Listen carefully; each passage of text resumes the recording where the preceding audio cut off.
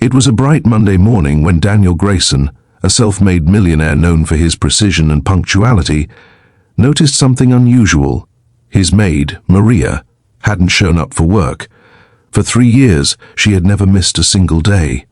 Rain or shine, she arrived exactly at 7, quietly tidying his mansion before he even stepped out of bed. But that morning, the silence in his sprawling home felt heavier than usual. The polished marble floors gleamed, yet there was a strange emptiness in the air. He glanced at his watch, frowned, and brushed it off at first. But as the hours passed, something inside him stirred, a feeling he hadn't allowed himself to feel in years: concern. Before we go further, if you believe in kindness, compassion, and giving second chances, make sure to like, comment, share, and subscribe. Because sometimes, one small act of care can change a life forever. Daniel tried calling her, but her phone was switched off. He told himself it was none of his business, she was just an employee. Yet the thought of Maria missing work without notice wouldn't leave him. She had always been reliable, almost invisible in the quiet efficiency of her duties. Something didn't feel right. By afternoon, Daniel decided to drive to the address listed in her employee file. It was on the far side of town, a place he'd never been before. His luxury car seemed out of place as he drove through the worn-down streets where cracked walls and rusted fences told stories of lives lived hard. The navigation led him to a small, weather-beaten house with faded blue paint peeling off its walls. The sight hit him harder than he expected. He had paid Maria well enough, he thought, for her to live comfortably, but this was survival. He parked his car and walked toward the door, noticing how quiet the neighborhood was.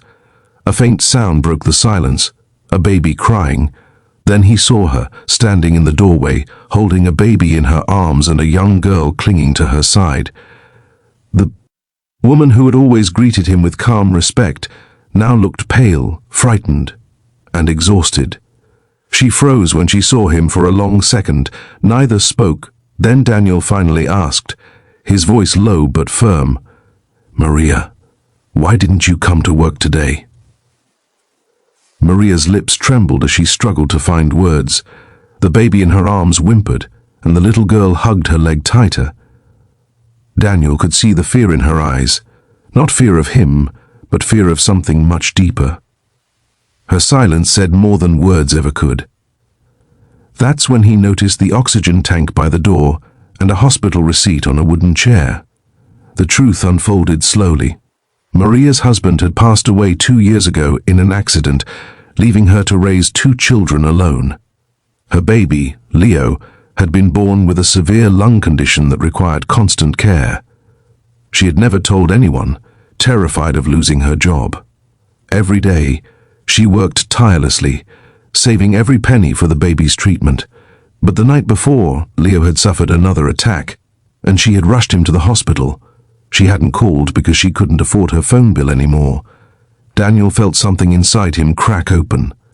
For years, he had believed success meant keeping emotions out of business, but standing there on that broken porch, staring into the weary eyes of the woman who had quietly held her life together while keeping his home spotless, he realized how blind he'd been.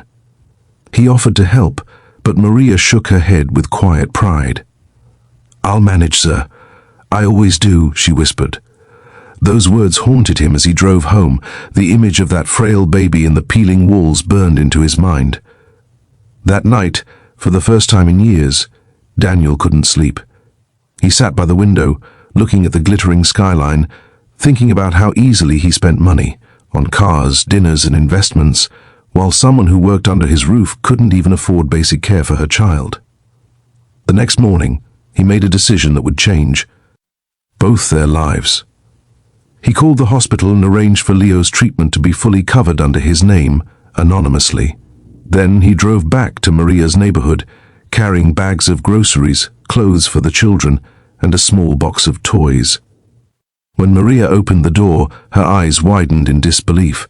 "Sir, I can't accept," she began, but he gently interrupted. "You've taken care of my home for years, Maria. Now it's my turn to take care of yours." The little girl, Sophia, peeked from behind her mother and shyly said thank you. Daniel knelt and handed her a pink-haired doll. The child's face lit up with a smile so pure it made his chest tighten.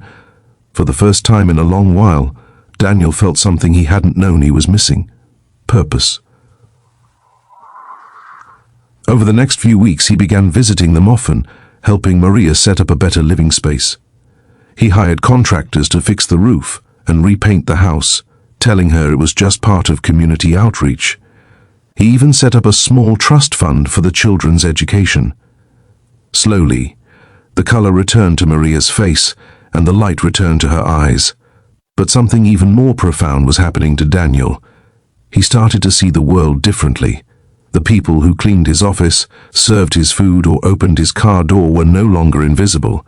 Each had a story, a struggle, a dream. He realized how much of life he had missed while chasing wealth. One afternoon, he found himself sitting in the same old house, now bright and warm, watching Maria feed the baby while Sophia colored pictures on the floor.